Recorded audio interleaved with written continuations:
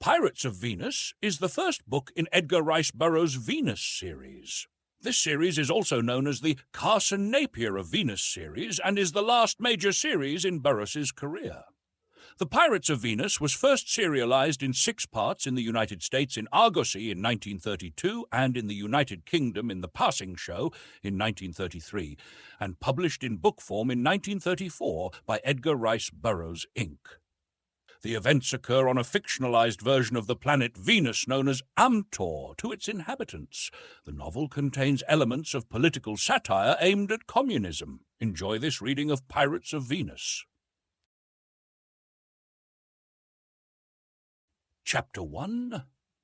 If a female figure in a white shroud enters your bedchamber at midnight on the 13th day of this month, answer this letter, otherwise do not. Having read this far in the letter, I was about to consign it to the wastebasket where all my crank letters go, but for some reason I read on. If she speaks to you, please remember her words and repeat them to me when you write. I might have read on to the end, but at this juncture the telephone bell rang, and I dropped the letter into one of the baskets on my desk. It chanced to be the out basket, and had events followed their ordinary course, this would have been the last of the letter and the incident in so far as I was concerned, for from the out basket the letter went to the files. It was Jason Gridley on the telephone. He seemed excited and asked me to come to his laboratory at once. As Jason is seldom excited about anything, I hastened to accede to his request and satisfy my curiosity. Jumping into my roadster, I soon covered the few blocks that separate us to learn that Jason had good grounds for excitement. He had just received a radio message from the inner world, from Pellucidar. On the eve of the departure of the great dirigible O220 from the Earth's core, following the successful termination of that historic expedition, Jason had determined to remain and search for von Horst, the only missing member of the party. But Tarzan, David Innes, and Captain Zuppner had persuaded him of the folly of such an undertaking, inasmuch as David had promised to dispatch an expedition of his own native Pellucidarian warriors to locate the young German lieutenant if he still lived, and it were possible to discover any clue to his whereabouts. Notwithstanding this, and though he had returned to the outer world with the ship, Jason had always been harassed by a sense of responsibility for the fate of von Horst, a young man who had been most popular with all the members of the expedition, and had insisted time and time again that he regretted having left Pellucidar until he had exhausted every means within his power of rescuing von Horst, or learned definitely that he was dead. Jason waved me to a chair and offered me a cigarette. "I've just had a message from Abner Perry," he announced, "the first for months." "It must have been interesting," I commented, "to excite you." "It was," he admitted. "A rumor has reached Sari that von Horst has been found. Now, as this pertains to a subject entirely foreign to the present volume, I might mention that I have alluded to it only for the purpose of explaining 2 facts which, while not vital, have some slight bearing on the remarkable sequence of events which followed. First, it caused me to forget the letter I just mentioned, and second, it fixed the date in my mind, the 10th. My principal reason for mentioning the first fact is to stress the thought that the matter of the letter, so quickly and absolutely forgotten, had no opportunity to impress itself upon my mind, and therefore could not, at least objectively, influence my consideration of ensuing events. The letter was gone from my mind within 5 minutes of its reading as completely as though it had never been received. The next 3 days were exceedingly busy ones for me, and when I retired on the night of the 13th, my mind was so filled with the annoying details of a real estate transaction that was going wrong that it was some time before I could sleep. I can truthfully affirm that my last thoughts were of trust deeds, receivers in equity, and deficiency judgments. What awoke me, I do not know. I sat up with a start, just in time to see a female figure, swathed in what appeared to be a white winding sheet, enter my room through the door. You will note that I say door rather than doorway, for such was the fact. The door was closed. It was a clear moonlit night. The various homely objects in my room were plainly discernible, especially the ghostly figure now hovering near the foot of my bed. I am not subject to hallucinations. I had never seen a ghost. I had never wished to, and I was totally ignorant of the ethics governing such a situation. Even had the lady not been so obviously supernatural, I should yet have been at a loss as to how to receive her at this hour in the intimacy of my bedchamber, for no strange lady had ever before invaded its privacy, and I am of Puritan stock. "It is midnight of the 13th, she said, in a low, musical voice. "So it is," I agreed, and then I recalled the letter that I had received on the 10th. "He left Guadalupe today," she continued. "He will wait in Guaymas for your letter." That was all. She crossed the room and passed out of it, not through the window, which was quite convenient, but through the solid wall. I sat there for a full minute, staring at the spot where I had last seen her and endeavouring to convince myself that I was dreaming. But I was not dreaming. I was wide awake. In fact, I was so wide awake that it was fully an hour before I had successfully wooed Morpheus, as the Victorian writers so neatly expressed it, ignoring the fact that his sex must have made it rather embarrassing for gentlemen writers. I reached my office a little earlier than usual the following morning, and it is needless to say that the first thing that I did was to search for that letter which I had received on the 10th. I could recall neither the name of the writer nor the point of origin of the letter, but my secretary recalled the latter, the letter having been sufficiently out of the ordinary to attract his attention. "It was from somewhere in Mexico," he said, "and as letters of this nature are filed by states and countries, there was now no difficulty in locating it. You may rest assured that this time I read the letter carefully. It was dated the 3rd and postmarked Guaymas. Guaymas is a seaport in Sonora, on the Gulf of California. Here is the letter. My dear sir, being engaged in a venture of great scientific importance, I find it necessary to solicit the assistance, not financial, of someone psychologically harmonious who is at the same time of sufficient intelligence and culture to appreciate the vast possibilities of my project. Why I have addressed you, I shall be glad to explain in the happy event that a personal interview seems desirable. This can only be ascertained by a test which I shall now explain. If a female figure in a white shroud enters your bedchamber at midnight on the 13th day of this month, answer this letter. Otherwise, do not. If she speaks to you, please remember her words and repeat them to me when you write. Assuring you of my appreciation of your earnest consideration of this letter, which I realize is rather unusual, and begging that you hold its contents in strictest confidence and future events shall have warranted its publication, I am, sir, very respectfully yours, Carson Napier." "It looks to me like another nut," commented Rothmond. "So it did to me on the 10th, I agreed, but today is the 14th, and now it looks like another story." "What has the 14th got to do with it?" he demanded. "Yesterday was the 13th, I reminded him. "You don't mean to tell me," he started skeptically. "That is just what I do mean to tell you," I interrupted. "The lady came, I saw, she conquered." Ralph looked worried. "Don't forget what your nurse told you after your last operation," he reminded me.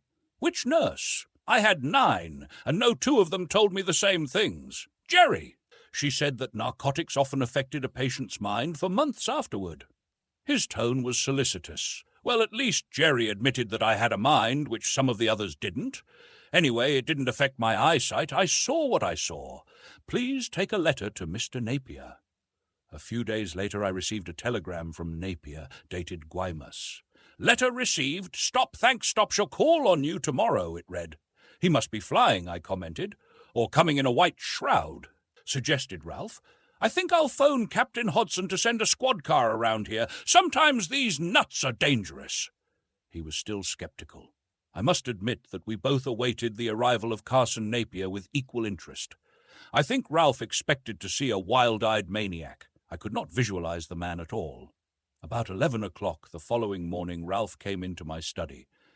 "Mr. Napier is here," he said. "Does his hair grow straight out from his scalp, and do the whites of his eyes show all around the irises?" I inquired, smiling. "No," replied Ralph, returning the smile. "He's a very fine-looking man, but," he added, "I still think he's a nut." Ask him to come in." And a moment later, Ralph ushered in an exceptionally handsome man whom I judged to be somewhere between 25 and 30 years old, though he might have been even younger. He came forward with an extended hand as I rose to greet him, a smile lighting his face, and after the usual exchange of banalities, he came directly to the point of his visit. "To get the whole picture clearly before you," he commenced, "I shall have to tell you something about myself. My father was a British Army officer, my mother an American girl from Virginia. I was born in India, while my father was stationed there, and brought up under the tutelage of an old Hindu who was much attached to my father and mother. This Chand Kabi was something of a mystic, and he taught me many things that are not in the curriculums of schools for boys under 10. Among them was telepathy, which he had cultivated to such a degree that he could converse with one in psychological harmony with himself quite as easily at great distances as when face to face. Not only that, but he could project mental images to great distances, so that the recipient of his thought waves could see what Chand Kabi was seeing, or whatever else Chand Kabi wished him to see. These things he taught me. "And it was thus you caused me to see my midnight visitor on the 13th?" I inquired. He nodded. "That test was necessary in order to ascertain if we were in psychological harmony. Your letter, quoting the exact words that I had caused the apparition to appear to speak, convinced me that I had at last found the person for whom I have been searching for some time. But to get on with my story, I hope I am not boring you, but I feel that it is absolutely necessary that you should have full knowledge of my antecedents and background in order that you may decide whether I am worthy of your confidence and assistance or not." I assured him that I was far from being bored, and he proceeded. "I was not quite 11 when my father died, and my mother brought me to America. We went to Virginia first, and lived there for 3 years with my mother's grandfather, Judge John Carson, with whose name and reputation you are doubtless familiar, as who is not? After the grand old man died, Mother and I came to California, where I attended public schools and later entered a small college at Claremont, which is noted for its high scholastic standing and the superior personnel of both its faculty and student body. Shortly after my graduation, the third and greatest tragedy of my life occurred. My mother died. I was absolutely stunned by this blow. Life seemed to hold no further interest for me. I did not care to live, yet I would not take my own life. As an alternative, I embarked upon a life of recklessness. With a certain goal in mind, I learned to fly. I changed my name and became a stuntman in pictures. I did not have to work. Through my mother, I had inherited a considerable fortune from my great-grandfather, John Carson, so great a fortune that only a spendthrift could squander the income. I mention this only because the venture I am undertaking requires considerable capital, and I wish you to know that I am amply able to finance it without help. Not only did life in Hollywood bore me, but here in Southern California were too many reminders of the loved one I had lost. I determined to travel, and I did. I flew all over the world. In Germany, I became interested in rocket cars and financed several. Here my idea was born. There was nothing original about it except that I intended to carry it to a definite conclusion.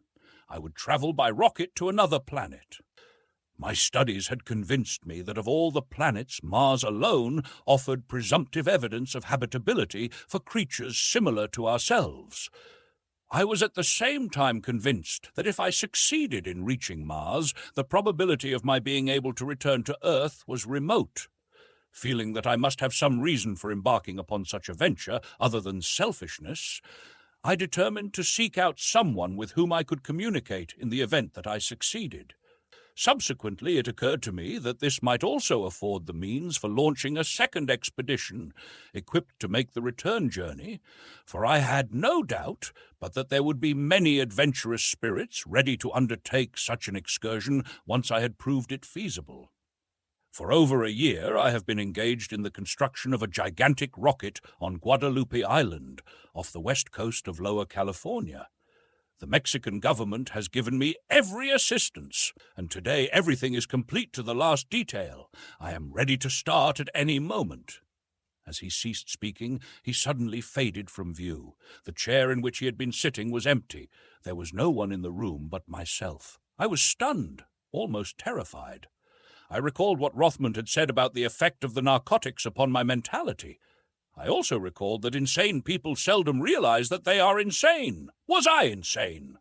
Cold sweat broke out upon my forehead and the backs of my hands. I reached toward the buzzer to summon Ralph. There is no question but that Ralph is sane. If he had seen Carson Napier and shown him into my study, what a relief that would be! But before my finger touched the button, Ralph entered the room.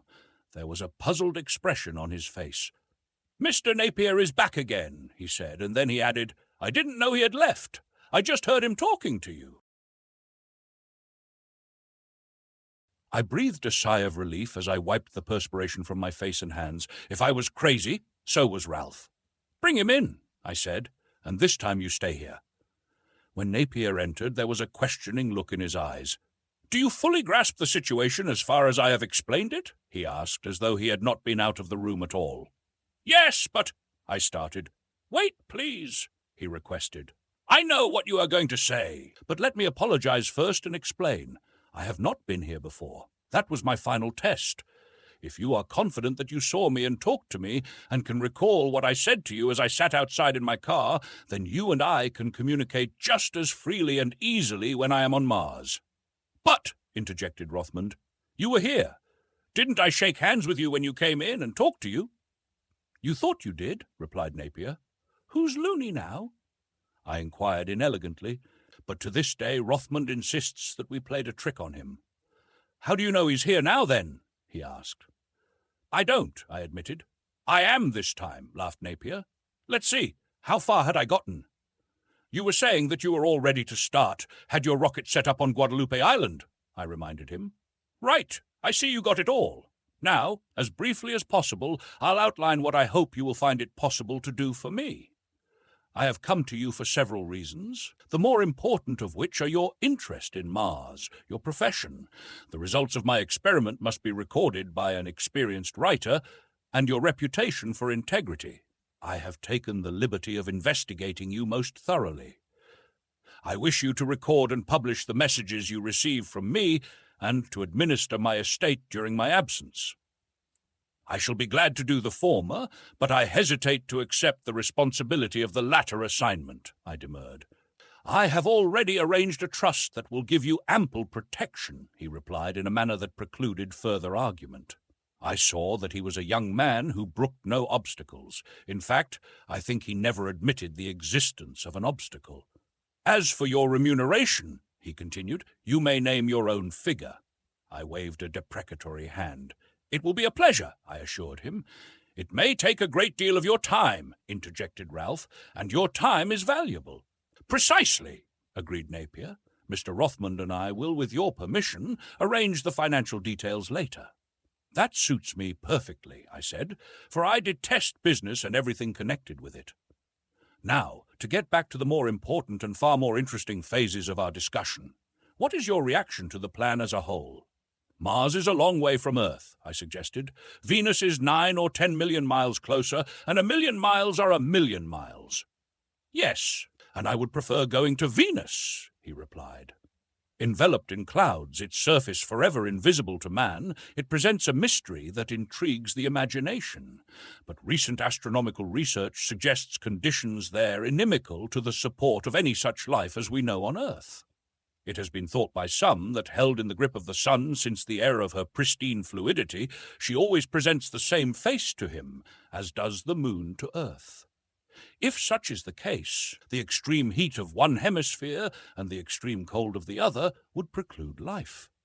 Even if the suggestion of Sir James Jeans is borne out by fact, each of her days and nights is several times as long as ours on Earth, these long nights having a temperature of 13 degrees below 0 Fahrenheit, and the long days a correspondingly high temperature. Yet even so, life might have adapted itself to such conditions, I contended. Man exists in equatorial heat and Arctic cold. "But not without oxygen," said Napier. St. John has estimated that the amount of oxygen above the cloud envelope that surrounds Venus is less than 1/10% of the terrestrial amount.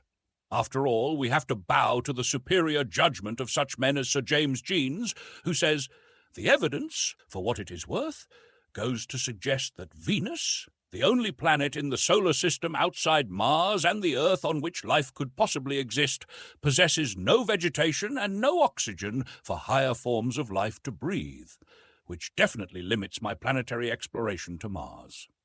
We discussed his plans during the remainder of the day and well into the night, and early the following morning he left for Guadalupe Island in his Sikorsky amphibian.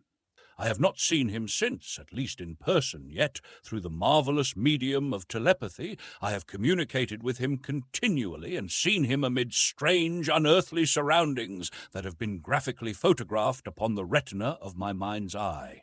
Thus, I am the medium through which the remarkable adventures of Carson Napier are being recorded on Earth, but I am only that, like a typewriter or a dictaphone. The story that follows is his.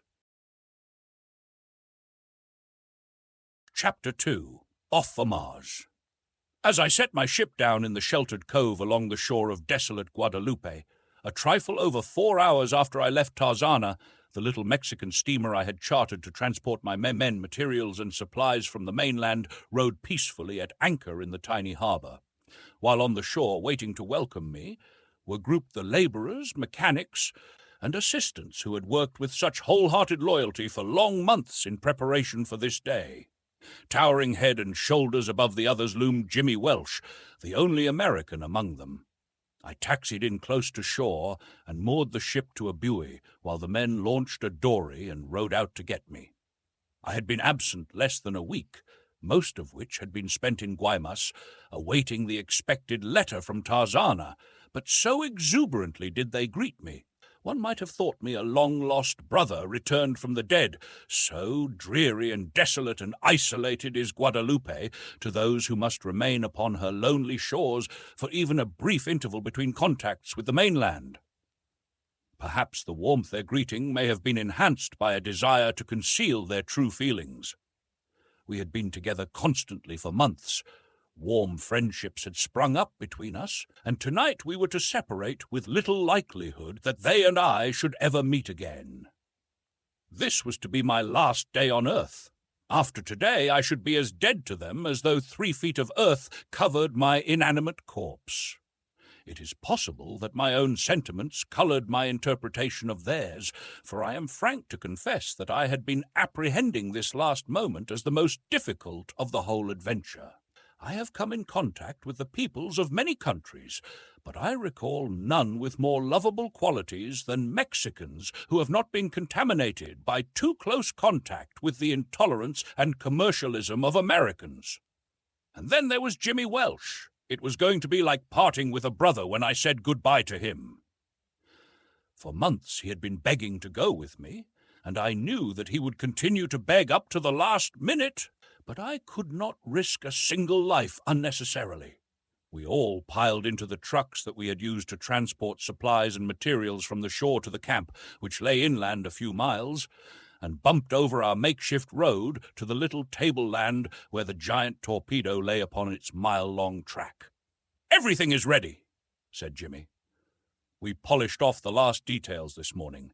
Every roller on the track has been inspected by at least a dozen men. We towed the old crate back and forth over the full length of the track 3 times with the truck, and then repacked all the rollers with grease. 3 of us have checked over every item of equipment and supplies individually. We've done about everything but fire the rockets, and now we're ready to go. You are going to take me along, aren't you, Carr?" I shook my head. "Please don't, Jimmy," I begged. "I have a perfect right to gamble with my own life, but not with yours. So forget it. But I am going to do something for you," I added, "just as a token of my appreciation of the help you've given me and all that sort of rot. I'm going to give you my ship to remember me by." He was grateful, of course, but still he could not hide his disappointment in not being allowed to accompany me. which was evidenced by an invidious comparison he drew between the ceiling of the Sikorsky and that of the old crate, as he had affectionately dubbed the great torpedo-like rocket that was to bear me out into space in a few hours. "A 35-million-mile ceiling," he mourned dolefully. "Think of it! Mars for a ceiling!" "And may I hit the ceiling?" I exclaimed fervently. The laying of the track upon which the torpedo was to take off had been the subject of a year of calculation and consultation. The day of departure had been planned far ahead, and the exact point at which Mars would rise above the eastern horizon on that night calculated, as well as the time. Then it was necessary to make allowances for the rotation of the Earth and the attraction of the nearer heavenly bodies. The track was then laid in accordance with these calculations. It was constructed with a very slight drop in the first 3/4 of a mile, and then rose gradually at an angle of 2½ degrees from horizontal. A speed of 4½ miles per second at the takeoff would be sufficient to neutralize gravity. To overcome it, I must attain a speed of 6.93 miles per second. To allow a sufficient factor of safety, I had powered the torpedo to attain a speed of 7 miles per second at the end of the runway, which I purposed stepping up to 10 miles per second while passing through the Earth's atmosphere. What my speed would be through space was problematical, but I based all my calculations on the theory that it would not deviate much from the speed at which I left the Earth's atmosphere until I came within the influence of the gravitational pull of Mars. The exact instant at which to make the start had also caused me considerable anxiety. I had calculated it again and again, but there were so many factors to be taken into consideration that I had found it expedient to have my figures checked and rechecked by a well-known physicist and an equally prominent astronomer. Their deductions tallied perfectly with mine. The torpedo must start upon its journey toward Mars some time before the red planet rose above the eastern horizon. The trajectory would be along a constantly flattening arc, influenced considerably at first by the Earth's gravitational pull, which would decrease inversely as the square of the distance attained. As the torpedo left the Earth's surface on a curved tangent, its departure must be so nicely timed that when it eventually escaped the pull of the Earth, its nose would be directed toward Mars. On paper, these figures appeared most convincing, but as the moment approached for my departure, I must confess to a sudden realization that they were based wholly upon theory, and I was struck with the utter folly of my mad venture. For a moment I was aghast. The enormous torpedo, with its 60 tons, lying there at the end of its mile-long track, loomed above me, the semblance of a gargantuan coffin, my coffin, in which I was presently to be dashed to earth or to the bottom of the Pacific or cast out into space to wander there to the end of time. I was afraid. I admit it, but it was not so much the fear of death as the effect of the sudden realization of the stupendousness of the cosmic forces against which I had pitted my puny powers that temporarily unnerved me. Then Jimmy spoke to me. "Let's have a last look at things inside the old crate before you shove off," he suggested, and my nervousness and my apprehensions vanished beneath the spell of his quiet tones and his matter-of-fact manner. I was myself again. Together we inspected the cabin where are located the controls, a wide and comfortable berth, a table, a chair, writing materials, and a well-stocked bookshelf. Behind the cabin is a small galley, and just behind the galley a storeroom containing canned and dehydrated foods sufficient to last me a year. Back of this is a small battery room containing storage batteries for lighting, heating, and cooking, a dynamo, and a gas engine. The extreme stern compartment is filled with rockets and the intricate mechanical device by which they are fed to the firing chambers by means of the controls in the cabin. Forward of the main cabin is a large compartment in which are located the water and oxygen tanks, as well as a quantity of odds and ends necessary either to my safety or comfort. Everything, it is needless to say, is fastened securely against the sudden and terrific stress that must accompany the takeoff. Once out in space, I anticipate no sense of motion, but the start is going to be rather jarring. To absorb as much as possible the shock of the takeoff, the rocket consists of 2 torpedoes, a smaller torpedo within a larger one, the former considerably shorter than the latter and consisting of several sections, each one comprising one of the compartments I have described. Between the inner and outer shells and between each 2 compartments is installed a system of ingenious hydraulic shock absorbers designed to more or less gradually overcome the inertia of the inner torpedo during the takeoff. I trust that it functions properly. In addition to these precautions against disaster at the start, the chair in which I shall sit before the controls is not only heavily overstuffed, but is secured to a track or framework that is equipped with shock absorbers. Furthermore, there are means whereby I may strap myself securely into the chair before taking off. I have neglected nothing essential to my safety, upon which depends the success of my project. Following our final inspection of the interior, Jimmy and I clambered to the top of the torpedo for a last inspection of the parachutes, which I hope will sufficiently retard the speed of the rocket after it enters the atmosphere of Mars to permit me to bail out with my own parachute in time to make a safe landing.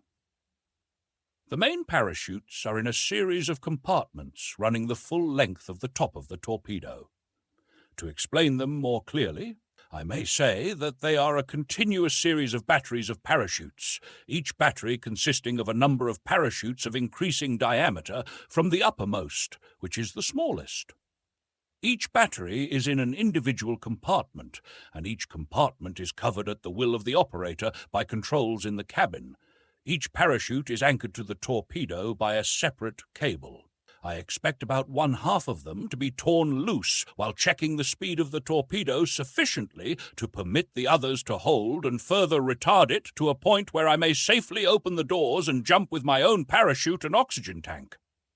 The moment for departure was approaching. Jimmy and I had descended to the ground, and the most difficult ordeal now faced me, that of saying goodbye to these loyal friends and co-workers. We did not say much. We were too filled with emotion, and there was not a dry eye among us. Without exception, none of the Mexican laborers could understand why the nose of the torpedo was not pointed straight up in the air if my intended destination were Marte. Nothing could convince them that I would not shoot out a short distance and make a graceful nose-dive into the Pacific. That is, if I started at all, which many of them doubted. There was a hand-clasp all around, and then I mounted the ladder, leaning against the side of the torpedo, and entered it. As I closed the door of the outer shell, I saw my friends piling into the trucks and pulling away, for I had given orders that no one should be within a mile of the rocket when I took off, fearing, as I did, the effect upon them of the terrific explosions that must accompany the takeoff. Securing the outer door with its great vault-like bolts, I closed the inner door and fastened it. Then I took my seat before the controls and buckled the straps that held me to the chair. I glanced at my watch. It lacked 9 minutes of the 0 hour. In 9 minutes I should be on my way out into the great void, or in 9 minutes I should be dead. If all did not go well, the disaster would follow within a fraction of a split second after I touched the first firing control. 7 minutes! My throat felt dry and parched. I wanted a drink of water, but there was no time. 4 minutes! 35 million miles are a lot of miles, yet I planned on spanning them in between 40 and 45 days. 2 minutes! I inspected the oxygen gauge and opened the valve a trifle wider. 1 minute! I thought of my mother and wondered if she were way out there somewhere waiting for me. 30 seconds. My hand was on the control. 15 seconds. 10, 5, 4, 3, 2, 1. I turned the pointer. There was a muffled roar. The torpedo leaped forward. I was off! I knew that the takeoff was a success. I glanced through the port at my side at the instant that the torpedo started, but so terrific was its initial speed that I saw only a confused blur as the landscape rushed past. I was thrilled and delighted by the ease and perfection with which the takeoff had been accomplished, and I must admit that I was not a little surprised by the almost negligible effects that were noticeable in the cabin. I had had the sensation as of a giant hand pressing me suddenly back against the upholstery of my chair, but that had passed almost at once, and now there was no sensation different from that which one might experience sitting in an easy chair in a comfortable drawing-room on terra firma. There was no sensation of motion after the first few seconds that were required to pass through the Earth's atmosphere, and now that I had done all that lay within my power to do, I could only leave the rest to momentum, gravitation, and fate. Releasing the straps that held me to the chair, I moved about the cabin to look through the various ports, of which there were several in the sides, keel, and top of the torpedo. Space was a black void, dotted with countless points of light. The Earth I could not see, for it lay directly astern. Far ahead was Mars. All seemed well. I switched on the electric lights and, seating myself at the table, made the first entries in the log. Then I checked over various computations of time and distances. My calculations suggested that in about 3 hours from the takeoff, the torpedo would be moving almost directly toward Mars, and from time to time I took observations through the wide-angle telescopic periscope that is mounted flush with the upper surface of the torpedo's shell, but the results were not entirely reassuring. In 2 hours, Mars was dead ahead. The arc of the trajectory was not flattening as it should. I became apprehensive. What was wrong? Where had our careful computations erred? I left the periscope and gazed down through the main keel port. Below and ahead was the moon, a gorgeous spectacle as viewed through the clear void of space from a distance some 72,000 miles less than I had ever seen it before, and with no earthly atmosphere to reduce visibility. Tycho, Plato, and Copernicus stood out in bold relief upon the brazen disk of the great satellite, deepening by contrast the shadows of Mare Serenitatis and Mare Tranquillitatis. The rugged peaks of the Apennine and the Altai lay revealed as distinctly as I had ever seen them through the largest telescope. I was thrilled, but I was distinctly worried too. 3 hours later, I was less than 59,000 miles from the moon. Where its aspect had been gorgeous before, it now beggared description, but my apprehension had cause to increase in proportion, I might say, as the square of its increasing gorgeousness. Through the periscope I had watched the arc of my trajectory pass through the plane of Mars and drop below it. I knew quite definitely then that I could never reach my goal. I tried not to think of the fate that lay ahead of me, but instead sought to discover the error that had wrought this disaster. For an hour I checked over various calculations, but could discover nothing that might shed light on the cause of my predicament. Then I switched off the lights and looked down through the keel port to have a closer view of the moon. It was not there. Stepping to the port side of the cabin, I looked through one of the heavy circular glasses out into the void of space. For an instant I was horror-stricken. Apparently just off the port bow loomed an enormous world. It was the moon, less than 23,000 miles away, and I was hurtling toward it at the rate of 36,000 miles an hour. I leaped to the periscope, and in the next few seconds I accomplished some lightning mental calculating that must constitute an all-time record. I watched the deflection of our course in the direction of the moon. Following it across the lens of the periscope, I computed the distance to the moon and the speed of the torpedo, and I came to the conclusion that I had better than a fighting chance of missing the great orb. I had little fear of anything but a direct hit, since our speed was so great that the attraction of the moon could not hold us if we missed her even by a matter of feet, but it was quite evident that it had affected our flight, and with this realization came the answer to the question that had been puzzling me. To my mind flashed the printer's story of the first perfect book. It had been said that no book had ever before been published containing not a single error. A great publishing house undertook to publish such a book. The galley proofs were read and reread by a dozen different experts. The page proofs received the same careful scrutiny. At last the masterpiece was ready for the press. Errorless, it was printed and bound and sent out to the public, and then it was discovered that the title had been misspelled on the title page. With all our careful calculation, with all our checking and rechecking, we had overlooked the obvious. We had not taken the moon into consideration at all. Explain it if you can. I cannot. It was just one of those things, as people say when a good team loses to a poor one. It was a break, and a bad one. How bad it was, I did not even try to conjecture at the time. I just sat at the periscope watching the moon racing toward us. As we neared it, it presented the most gorgeous spectacle that I have ever witnessed. Each mountain peak and crater stood out in vivid detail.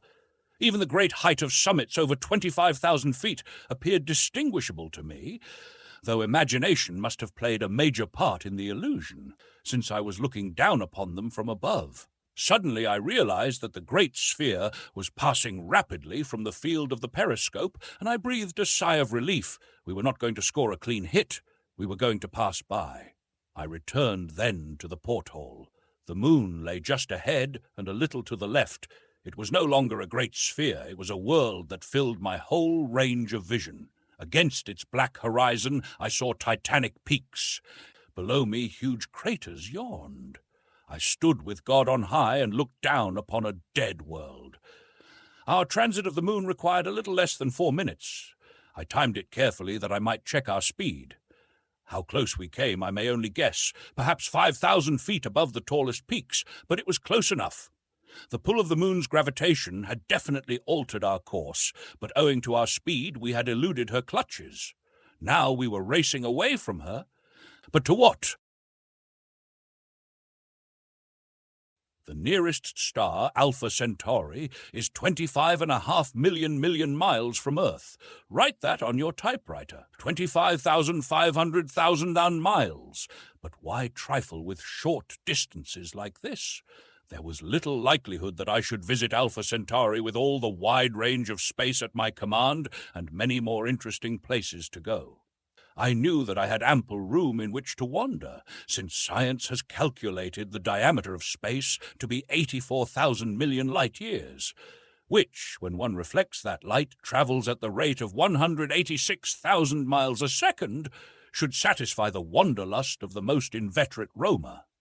However, I was not greatly concerned with any of these distances, as I had food and water for only a year, during which time the torpedo might travel slightly more than 315 million miles.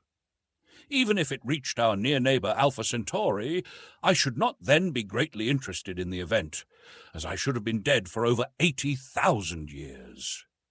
Such is the immensity of the universe. During the next 24 hours, the course of the torpedo nearly paralleled the moon's orbit around the Earth. Not only had the pull of the moon deflected its course, but now it seemed evident that the Earth had seized us, and that we were doomed to race through eternity around her, a tiny second satellite. But I did not wish to be a moon, certainly not an insignificant moon that in all probability might not be picked up by even the largest telescope. The next month was the most trying of my life. It seems the height of egotism even to mention my life in the face of the stupendous cosmic forces that engulfed it. But it was the only life I had, and I was fond of it, and the more imminent seemed the moment when it should be snuffed out, the better I liked it. At the end of the second day, it was quite apparent that we had eluded the grip of the Earth. I cannot say that I was elated at the discovery. My plan to visit Mars was ruined. I should have been glad to return to Earth. If I could have landed safely on Mars, I certainly could have landed safely on Earth. But there was another reason why I should have been glad to have returned to Earth, a reason that loomed large and terrible ahead. The sun. We were heading straight for the sun now. Once in the grip of that mighty power, nothing could affect our destiny. We were doomed. For 3 months I must await the inevitable end before plunging into that fiery furnace. Furnace is an inadequate word by which to suggest the sun's heat, which is reputedly from 30 to 60 million degrees at the center, a fact which should not have concerned me greatly, since I did not anticipate reaching the center. The days dragged on, or I should say the long night. There were no days, other than the record that I kept of the passing hours. I read a great deal. I made no entries in the log. Why write something that was presently to be plunged into the sun and consumed? I experimented in the galley, attempting fancy cooking. I ate a great deal. It helped to pass the time away, and I enjoyed my meals. On the 30th day, I was scanning space ahead when I saw a gorgeous shimmering crescent far to the right of our course. But I must confess that I was not greatly interested in sights of any sort. In 60 days, I should be in the sun. Long before that, however, the increasing heat would have destroyed me. The end was approaching rapidly. Chapter 3. Rushing toward Venus. The psychological effects of an experience such as that through which I had been passing must be considerable. And even though they could be neither weighed nor measured, I was yet conscious of changes that had taken place in me because of them.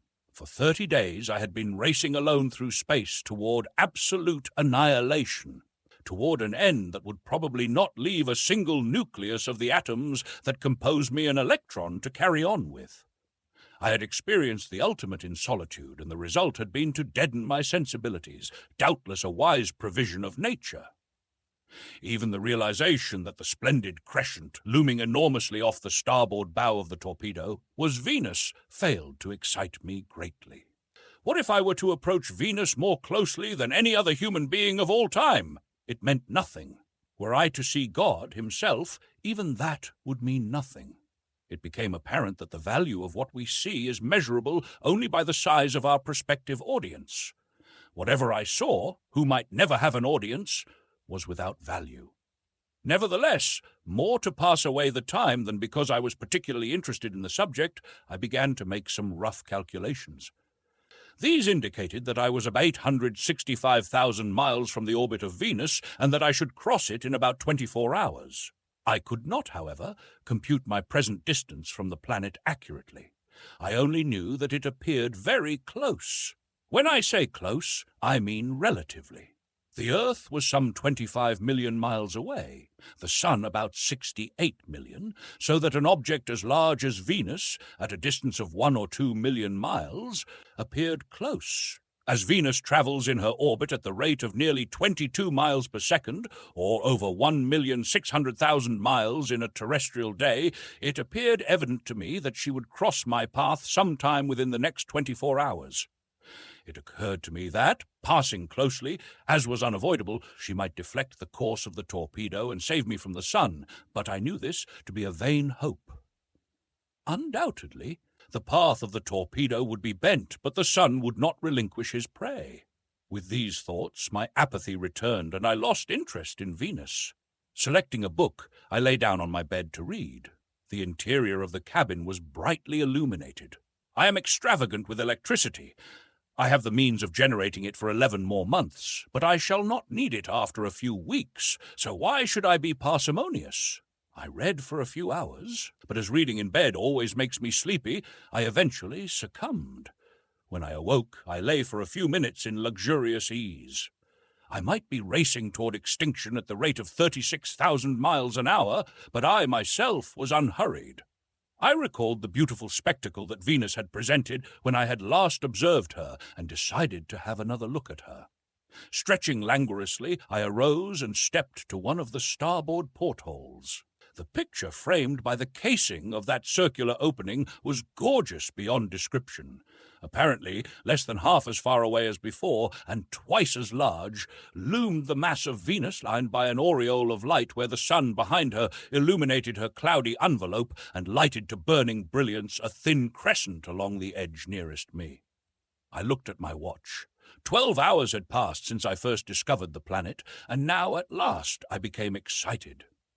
Venus was apparently half as far away as it had been 12 hours ago, and I knew that the torpedo had covered half the distance that had separated us from her orbit at that time. A collision was possible. It even seemed within the range of probability that I should be dashed to the surface of this inhospitable, lifeless world. Well, what of it? Am I not already doomed? What difference can it make to me if the end comes a few weeks sooner than I had anticipated? Yet I was excited. I cannot say that I felt fear. I have no fear of death. That left me when my mother died. But now that the great adventure loomed so close, I was overwhelmed by contemplation of it and the great wonder that it induced. What would follow? The long hours dragged on. It seemed incredible to me, accustomed though I am to thinking in units of terrific speed, that the torpedo and Venus were racing toward the same point in her orbit at such inconceivable velocities, the one at the rate of 36,000 miles per hour, the other at over 67,000. It was now becoming difficult to view the planet through the side port as she moved steadily closer and closer to our path. I went to the periscope. She was gliding majestically within its range. I knew that at that moment the torpedo was less than 36,000 miles, less than an hour from the path of the planet's orbit, and there could be no doubt now but that she had already seized us in her grasp. We were destined to make a clean hit. Even under the circumstances, I could not restrain a smile at the thought of the marksmanship that this fact revealed. I had aimed at Mars and was about to hit Venus. Unquestionably the all-time cosmic record for poor shots. Even though I did not shrink from death, even though the world's best astronomers have assured us that Venus must be unfitted to support human life, that where her surface is not unutterably hot, it is unutterably cold, even though she be oxygenless as they aver, yet the urge to live that is born with each of us compelled me to make the same preparations to land that I should have had I successfully reached my original goal, Mars. Slipping into a fleece-lined suit of coveralls, I donned goggles and a fleece-lined helmet. Then I adjusted the oxygen tank that was designed to hang in front of me lest it foul the parachute, and which can be automatically jettisoned in the event that I reach an atmosphere that will support life. For it would be an awkward and dangerous appendage to be cumbered with while landing. Finally, I adjusted my chute. I glanced at my watch. If my calculations have been correct, we should strike in about 15 minutes. Once more I returned to the periscope. The sight that met my eyes was awe-inspiring. We were plunging toward a billowing mass of black clouds. It was like chaos on the dawn of creation. The gravitation of the planet had seized us. The floor of the cabin was no longer beneath me. I was standing on the forward bulkhead now, but this condition I had anticipated when I designed the torpedo. We were diving nose-on toward the planet. In space there had been neither up nor down, but now there was a very definite down. From where I stood, I could reach the controls, and beside me was the door in the side of the torpedo. I released 3 batteries of parachutes and opened the door in the wall of the inner torpedo. There was a noticeable jar, as though the parachutes had opened and temporarily checked the speed of the torpedo. This must mean that I had entered an atmosphere of some description, and that there was not a second to waste. With a single movement of a lever, I loosed the remaining parachutes. Then I turned to the outer door. Its bolts were controlled by a large wheel set in the center of the door and were geared to open quickly and with ease. I adjusted the mouthpiece of the oxygen line across my lips and quickly spun the wheel. Simultaneously, the door flew open, and the air pressure within the torpedo shot me out into space. My right hand grasped the ripcord of my chute, but I waited. I looked about for the torpedo. It was racing almost parallel with me, all its parachutes distended above it. Just an instant's glimpse I had of it, and then it dove into the cloud mass and was lost to view. But what a weirdly magnificent spectacle it had presented in that brief instant! Safe now from any danger of fouling with the torpedo, I jerked the ripcord of my parachute just as the clouds swallowed me. Through my fleece-lined suit I felt the bitter cold. Like a dash of ice water, the cold clouds slapped me in the face. Then, to my relief, the chute opened and I fell more slowly. Down, down, down I dropped. I could not even guess the duration nor the distance. It was very dark and very wet, like sinking into the depths of the ocean without feeling the pressure of the water. My thoughts during those long moments were such as to baffle description.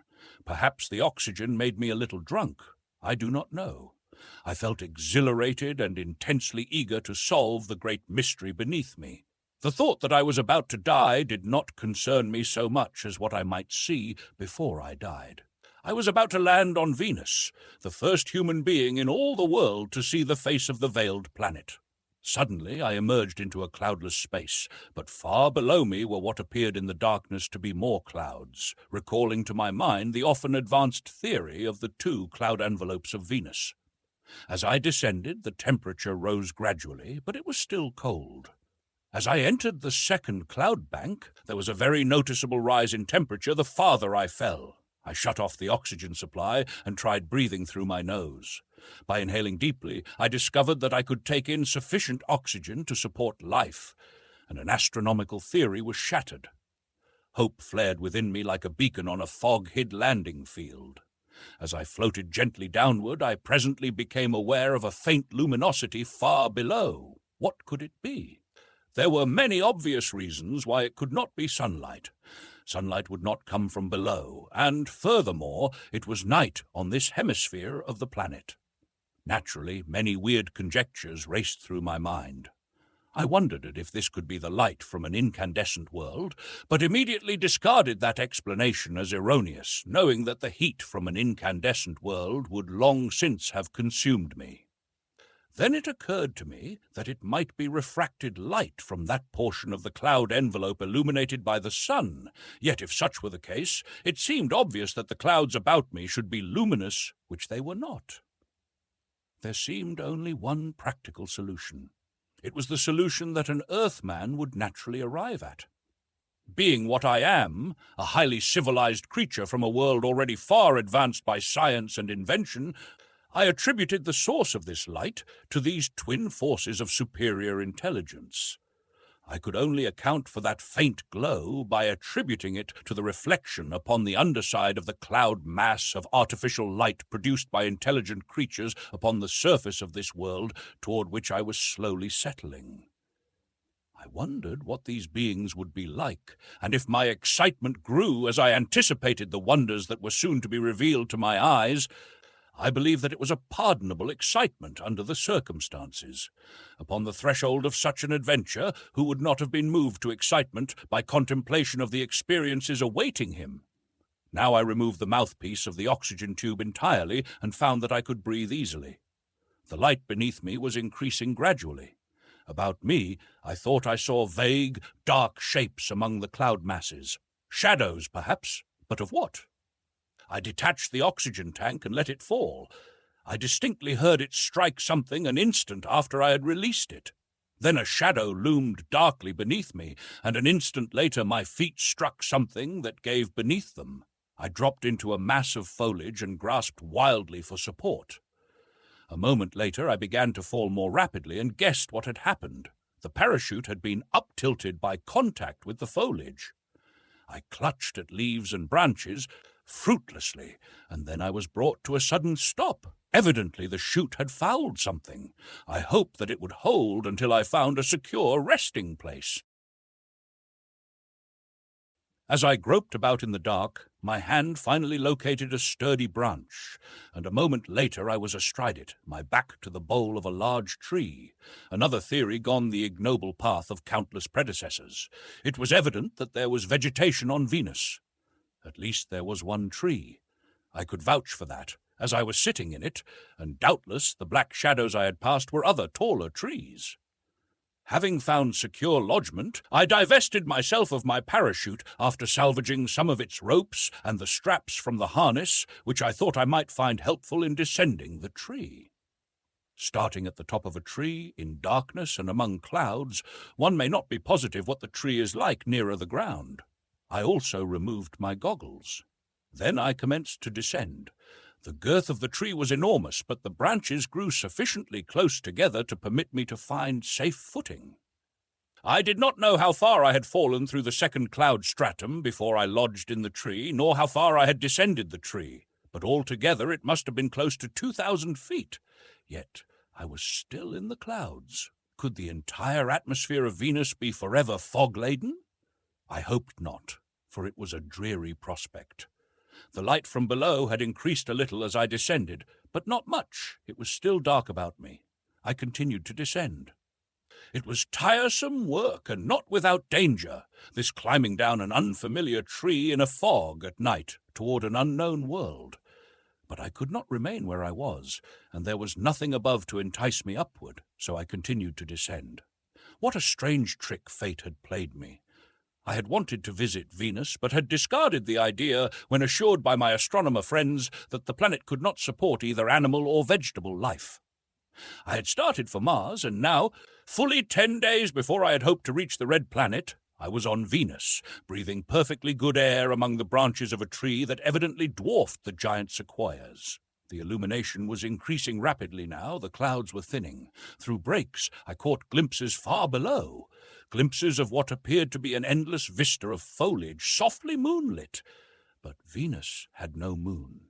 In that, insofar as the seeming moonlight was concerned, I could fully concur with the astronomers. This illumination came from no moon, unless Venus's satellite lay beneath her inner envelope of clouds, which was preposterous. A moment later I emerged entirely from the cloud bank, but though I searched in all directions, I saw nothing but foliage above, around, below me. Yet I could see far down into that abyss of leaves.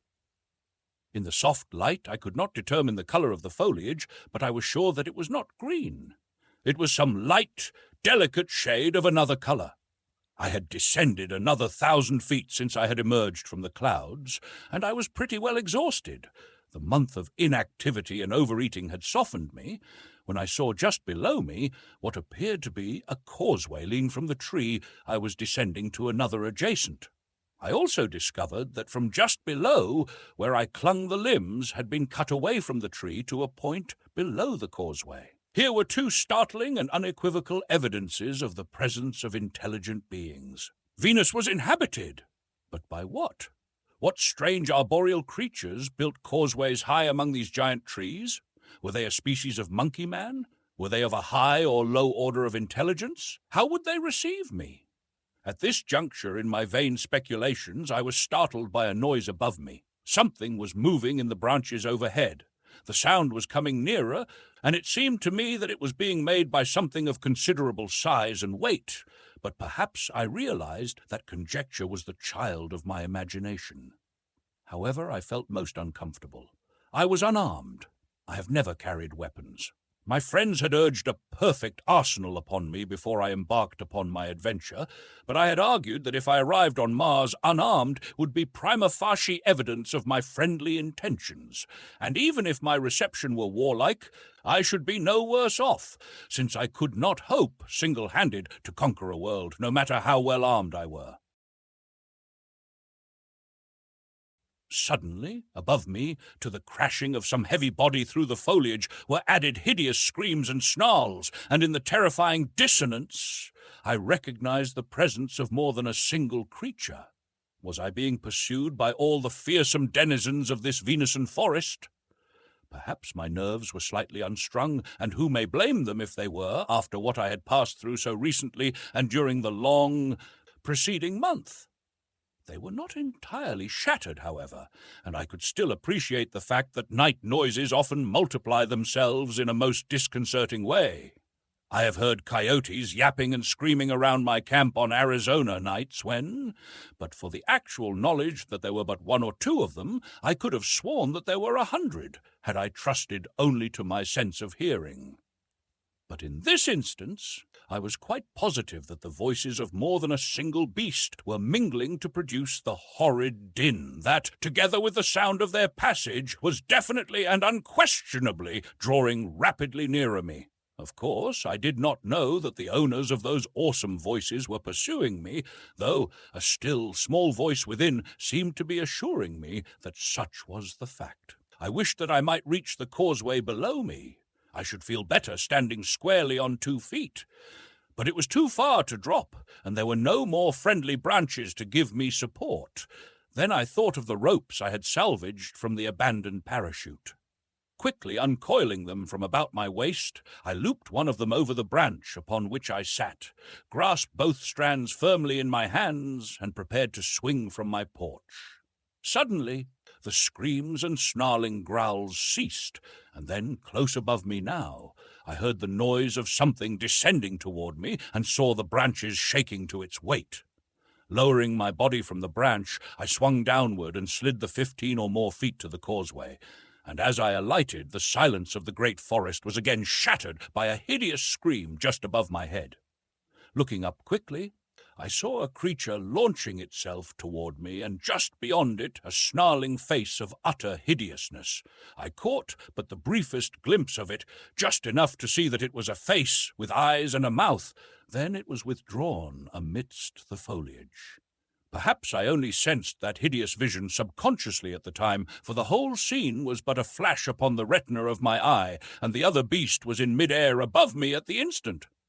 But it remained indelibly impressed upon my memory, and I was to recall it upon a later day under circumstances so harrowing that the mind of mortal earth-man may scarce conceive them.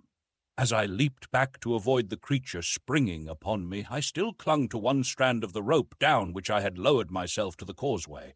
My grasp upon the rope was unconscious and purely mechanical. It was in my hand, and my fist was clenched, and as I leaped away, I dragged the rope with me. A fortuitous circumstance, no doubt, but a most fortunate one. The creature missed me, alighting on all fours a few feet from me, and there it crouched, apparently slightly bewildered, and fortunately for me, it did not immediately charge, giving me the opportunity to collect my wits and back slowly away, at the same time mechanically coiling the rope in my right hand. The little, simple things one does in moments of stress or excitement often seem entirely beyond reason and incapable of explanation. But I have thought that they may be dictated by a subconscious mind reacting to the urge of self-preservation. Possibly they are not always well directed and may as often fail to be of service as not. But then it may be possible that subconscious minds are no less fallible than the objective mind, which is wrong far more often than it is right. I cannot but seek for some explanation of the urge that caused me to retain that rope, since, all unknown to me, it was to be the slender thread upon which my life was to hang. Silence had again descended upon the weird scene. Since the final scream of the hideous creature that had retreated into the foliage after this thing had leaped for me, there had been no sound. The creature that crouched facing me seemed slightly bewildered.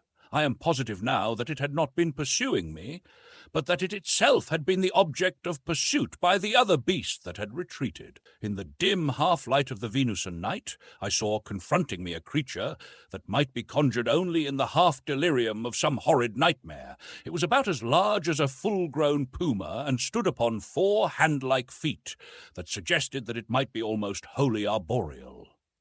The front legs were much longer than the hind, suggesting, in this respect, the hyena. But here the similarity ceased, for the creature's furry pelt was striped longitudinally with alternate bands of red and yellow, and its hideous head bore no resemblance to any earthly animal.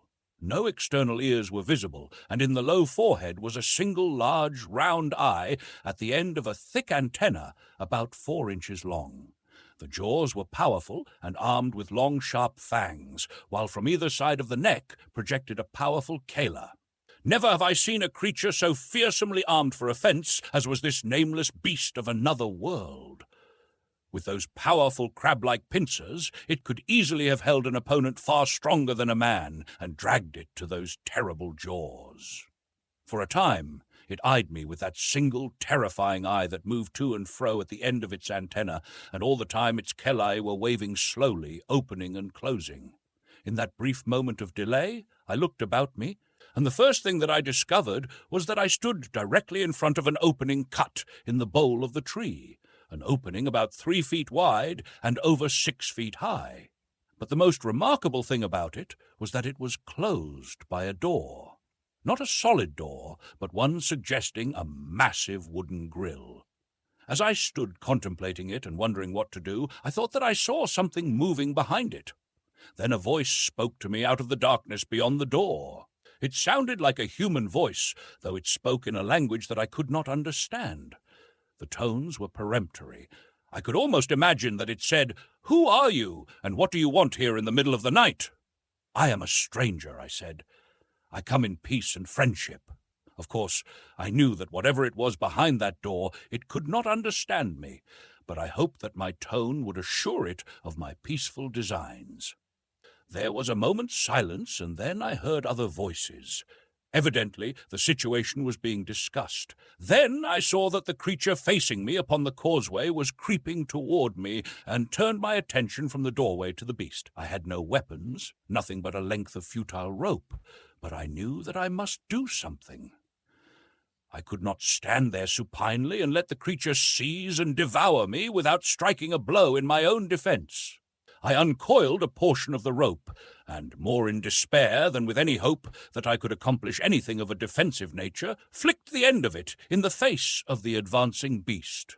You have seen a boy snap a wet towel at a companion. Perhaps you have been flicked in that way, and if you have, you know that it hurts. Of course, I did not expect to overcome my adversary by any such means as this. To be truthful, I did not know what I did expect to accomplish. Perhaps I just felt that I must do something, and this was the only thing that occurred to me.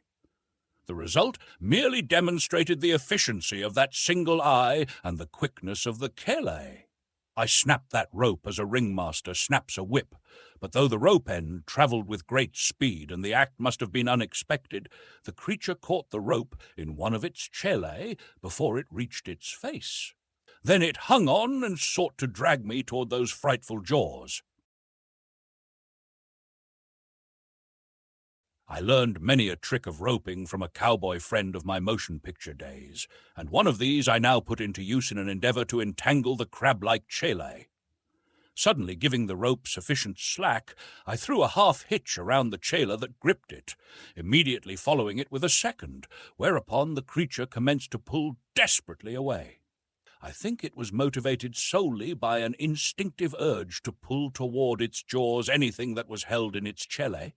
But for how long it would continue to pull away before it decided to change its tactics and charge me, I could not even guess. And so I acted upon a sudden inspiration and hurriedly made fast the end of the rope that I held to one of the stout posts that supported the handrail of the causeway. Then, of a sudden, the thing charged me, roaring furiously. I turned and ran, hoping that I could get out of the reach of those terrible chele before the creature was stopped by the rope. And this I but barely managed to do. I breathed a sigh of relief as I saw the great body flipped completely over on its back as the rope tautened, but the hideous scream of rage that followed left me cold.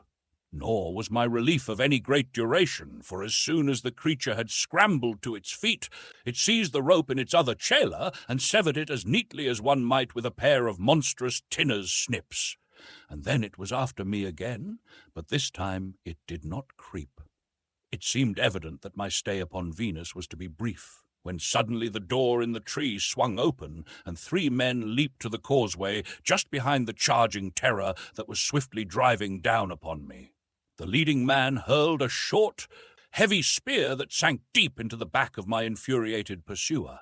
Instantly the creature stopped in its tracks and wheeled about to face these new, more dangerous tormentors, and as he did so 2 more spears, hurled by the companions of the first man, drove into his chest, and with a last frightful scream, the thing dropped in its tracks, dead. Then the leading man came toward me. In the subdued light of the forest he appeared no different from an earthman. He held the point of a straight, sharp sword pointed at my vitals. Close behind him were the other 2 men, each with a drawn sword. The first man spoke to me in a stern, commanding voice, but I shook my head to indicate that I could not understand. Then he pressed the point of his weapon against my coveralls, opposite the pit of my stomach, and jabbed. I backed away. He advanced and jabbed at me again, and again I backed along the causeway. Now the other 2 men advanced, and the 3 of them fell to examining me, meanwhile talking among themselves. I could see them better now. They were about my own height, and in every detail of their visible anatomy they appeared identical with terrestrial human beings. Nor was a great deal left to my imagination. The men were almost naked. They wore loincloths and little else other than the belts that supported the scabbards of their swords. Their skins appeared to be much darker than mine, but not so dark as a Negro's, and their faces were smooth and handsome. Several times one or another of them addressed me, and I always replied, but neither understood what the other said. Finally, after a lengthy discussion, one of them re-entered the opening in the tree, and a moment later I saw the interior of a chamber, just within the doorway, illuminated. Then one of the two remaining men motioned me forward and pointed toward the doorway. Understanding that he wished me to enter, I stepped forward, and as I passed them, they kept their sword points against my body. They were taking no chances with me. The other man awaited me in the center of a large room hewn from the interior of the great tree. Beyond him were other doorways leading from this room, doubtless into other apartments. There were chairs and a table in the room. The walls were carved and painted. There was a large rug upon the floor. From a small vessel depending from the center of the ceiling, a soft light illuminated the interior as brightly as might sunlight flooding through an open window. But there was no glare. The other men had entered and closed the door, which they fastened by a device that was not apparent to me at the time. Then one of them pointed to a chair and motioned me to be seated. Under the bright light, they examined me intently, and I them.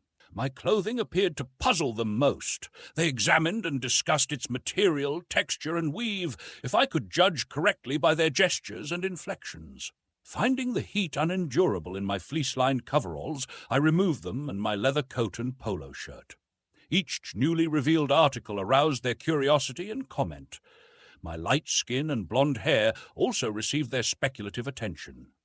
Presently one of them left the chamber, and while he was absent, another removed the various articles that had lain upon the table.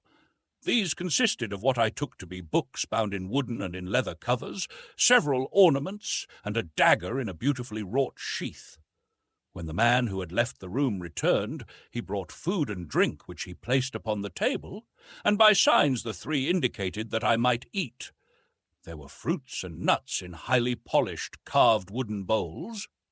There was something I took to be bread on a golden platter, and there was honey in a silver jug. A tall, slender goblet contained a whitish liquid that resembled milk. This last receptacle was a delicate translucent ceramic of an exquisite blue shade. These things and the appointments of the room bespoke culture, refinement, and good taste, making the savage apparel of their owners appear incongruous. The fruits and nuts were unlike any with which I was familiar, both in appearance and flavor. The bread was coarse but delicious, and the honey, if such it were, suggested candied violets to the taste. The milk, I can find no other earthly word to describe it, was strong and almost pungent, yet far from unpleasant. I imagined at the time that one might grow to be quite fond of it. The table utensils were similar to those with which we are familiar in civilized portions of the earth. There were hollowed instruments with which to dip or scoop, sharp ones with which to cut, and others with tines with which to impale. There was also a handled pusher, which I recommend to earthly hostesses. All these were of metal. While I ate, the three men conversed earnestly, one or another of them occasionally offering me more food. They seemed hospitable and courteous, and I felt that if they were typical of the inhabitants of Venus, I should find my life here a pleasant one. That it would not be a bed of roses, however, was attested by the weapons that the men constantly wore. One does not carry a sword and a dagger about with him unless he expects to have occasion to use them, except on dress parade. When I had finished my meal, two of the men escorted me from the room by a rear doorway, up a flight of circular stairs, and ushered me into a small chamber. The stairway and corridor were illuminated by a small lamp similar to that which hung in the room where I had eaten, and light from this lamp shone through the heavy wooden grating of the door into the room where I was now locked and where my captors left me to my own devices. Upon the floor was a soft mattress over which were spread coverings of a silky texture. It being very warm, I removed all of my clothing except my undershorts and lay down to sleep. I was tired after my arduous descent of the giant tree and dozed almost immediately. I should have been asleep at once had I not been suddenly startled to wakefulness by a repetition of that hideous scream with which the beast that had pursued me through the tree had announced its rage and chagrin when I had eluded it. However, it was not long before I fell asleep, my dozing mind filled with a chaos of fragmentary recollections, my stupendous adventure. Chapter 4, To the House of the King. When I awoke, it was quite light in the room, and through a window I saw the foliage of trees, lavender and heliotrope and violet in the light of a new day. I arose and went to the window. I saw no sign of sunlight, yet a brightness equivalent to sunlight pervaded everything. The air was warm and sultry. Below me, I could see sections of various causeways extending from tree to tree.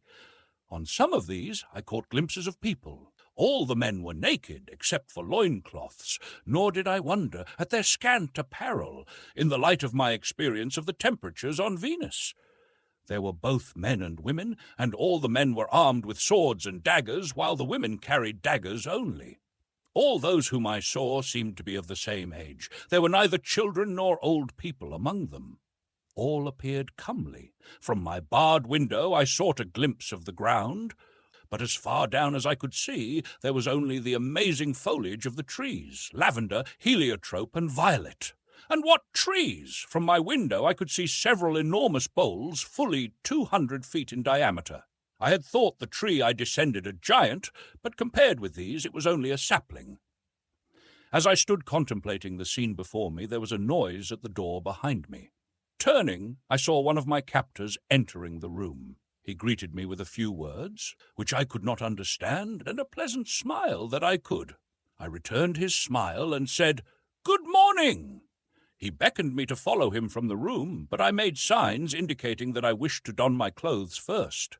I knew I should be hot and uncomfortable in them. I was aware that no one I had seen here wore any clothing, yet so powerful are the inhibitions of custom and habit that I shrank from doing the sensible thing and wearing only my undershorts. At first, when he realized what I wished to do, he motioned me to leave my clothes where they were and come with him as I was, but eventually he gave in with another of his pleasant smiles. He was a man of fine physique, a little shorter than I. By daylight, I could see that his skin was about that shade of brown that a heavy suntan imparts to people of my own race. His eyes were dark brown, his hair black. His appearance formed a marked contrast to my light skin, blue-eyed, and blonde hair. When I had dressed, I followed him downstairs to a room adjoining the one I had first entered the previous night. Here the man's 2 companions and 2 women were seated at a table which were a number of vessels containing food. As I entered the room, the women's eyes were turned upon me curiously. The men smiled and greeted me as had their fellow, and one of them motioned me to a chair. The women appraised me frankly, but without boldness, and it was evident that they were discussing me freely between themselves and with the men. They were both uncommonly good-looking, their skins being a shade lighter than those of the men, while their eyes and hair were of about the same color as those of their male companions. Each wore a single garment of a silken material, similar to that of which my bed cover had been made, and in the form of a long sash, which was wrapped tightly around the body below the armpits, confining the breasts. From this point it was carried halfway around the body downward to the waist, where it circled the body again, the loose end then passing between the legs from behind and up through the sash in front, after the manner of a G-string, the remainder falling in front to the knees. In addition to these garments, which were beautifully embroidered in colors, the women wore girdles from which depended pocket pouches and sheathed daggers, and both were plentifully adorned with ornaments such as rings, bracelets, and hair ornaments. I could recognize gold and silver among the various materials of which these things were fabricated, and there were others that might have been ivory and coral. But what impressed me most was the exquisite workmanship they displayed, and I imagined that they were valued more for this than for the intrinsic worth of the materials that composed them. That this conjecture might be in accordance with fact was borne out by the presence among their ornaments of several of the finest workmanship, obviously carved from ordinary bone. On the table was bread different from that which I had had the night before, a dish that I thought might be eggs and meat baked together. Several which I could not recognize either by appearance or taste, and the familiar milk and honey that I had encountered before. The foods varied widely in range of flavor, so that it would have been a difficult palate indeed that would not have found something to its liking.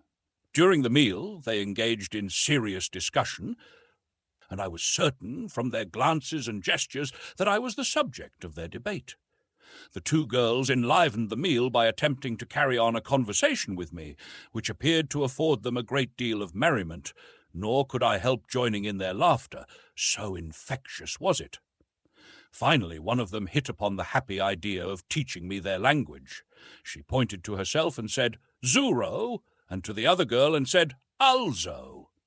Then the men became interested, and I soon learned that the name of him who seemed to be the head of the house, the man who had first challenged me the preceding night, was Duran, the other two Ulthar and Camlot. But before I had mastered more than these few words and the names of some of the foods on the table, breakfast was over, and the three men had conducted me from the house.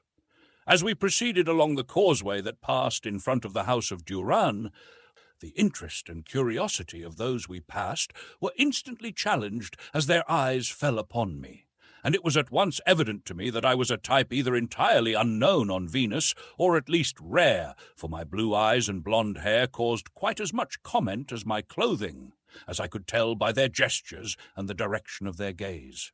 We were often stopped by curious friends of my captors, or hosts. I was not sure yet in which category they fell. But none offered me either harm or insult, and if I were the object of their curious scrutiny, so were they of mine. While no two of them were identical in appearance, they were all handsome, and all apparently of about the same age. I saw no old people and no children. Presently we approached a tree of such enormous diameter that I could scarcely believe the testimony of my eyes when I saw it. It was fully 500 feet in diameter. Stripped of branches for 100 feet above and below the causeway, its surface was dotted with windows and doors and encircled by wide balconies or verandas. Before a large and elaborately carved doorway was a group of armed men before whom we halted while Duran addressed one of their number. I thought at the time that he called this man Tofar, and such I learned later was his name. He wore a necklace, from which depended a metal disc bearing a hieroglyphic in relief. Otherwise, he was not accounted differently from his companions. As he and Duran conversed, he appraised me carefully from head to feet. Presently he and Duran passed through the doorway into the interior of the tree, while the others continued to examine me and question Camlot and Ulthar. While I waited there, I embraced the opportunity to study the elaborate carvings that surrounded the portal, forming a frame fully 5 feet wide. The motif appeared historical, and I could easily imagine that the various scenes depicted important events in the life of a dynasty or a nation. The workmanship was exquisite, and it required no stretch of the imagination to believe that each delicately carved face was the portrait of some dead or living celebrity.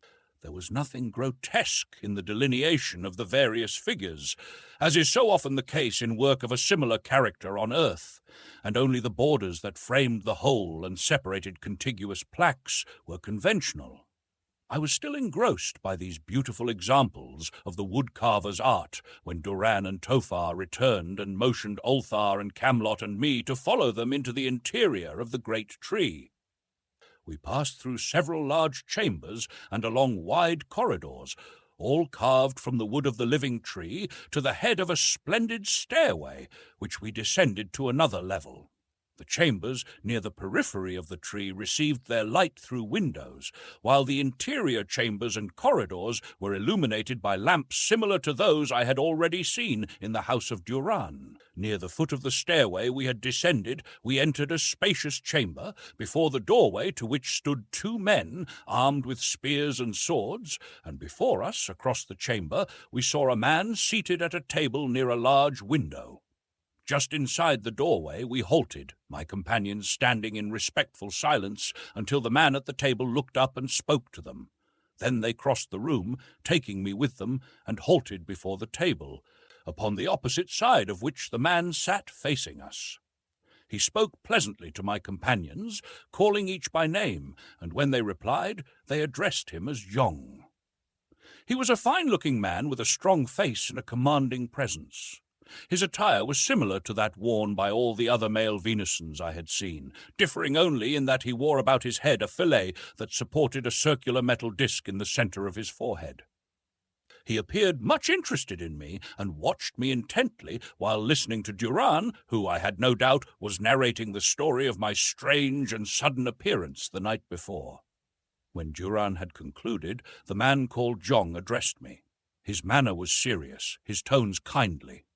Out of courtesy, I replied, though I knew that he could understand me no better than I had understood him. He smiled and shook his head. Then he fell into a discussion with the others. Finally, he struck a metal gong that stood near him on the table. Then he arose and came around the table to where I stood. He examined my clothing carefully, feeling its texture and apparently discussing the materials and the weave with the others. Then he examined the skin of my hands and face, felt my hair, and made me open my mouth that he might examine my teeth. I was reminded of the horse market and the slave block. Perhaps, I thought, the latter is more apropos. A man entered now whom I took to be a servant, and, receiving instructions from the man called Jong, departed again, while I continued to be the object of minute investigation. My beard, which was now some 24 hours old, elicited considerable comment. It is not a beautiful beard at any age, being sparse and reddish, for which reason I am careful to shave daily when I have the necessary utensils. I cannot say that I enjoyed this intimate appraisal, but the manner in which it was conducted was so entirely free from any suggestion of intentional rudeness or discourtesy, and my position here was so delicate that my better judgment prevented me from openly resenting the familiarities of the man called Jong. It is well that I did not. Presently a man entered through a doorway at my right. I assumed that he had been summoned by the servant recently dispatched. As he came forward, I saw that he was much like the others, a handsome man of about 30. There are those who declaim against monotony, but for me there can never be any monotony of beauty, not even if the beautiful things were all identical, which the Venusons I had so far seen were not. All were beautiful, but each in his own way. The man called Jong spoke to the newcomer rapidly for about 5 minutes, evidently narrating all that they knew about me and giving instructions. When he had finished, the other motioned me to follow him, and a few moments later I found myself in another room on the same level. It had 3 large windows and was furnished with several desks, tables, and chairs. Most of the available wall space was taken up by shelves on which reposed what I could only assume to be books, thousands of them. The ensuing 3 weeks were as delightful and interesting as any that I have ever experienced.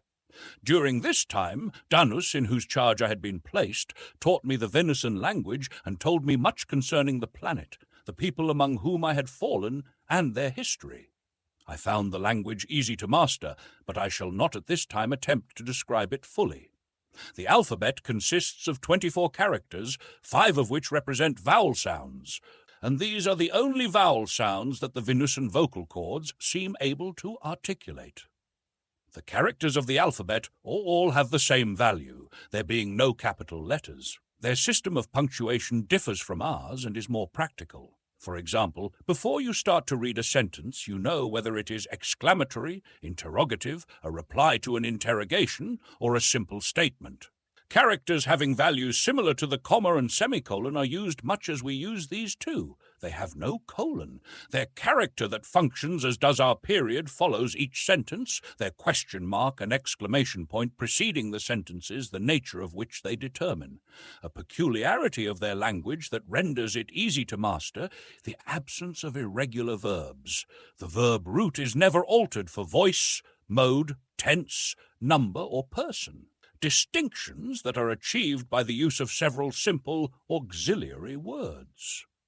While I was learning to speak the language of my hosts, I also learned to read and write it, and I spent many enjoyable hours delving into the large library of which Danus is the curator, while my tutor was absent attending to his other duties, which are numerous.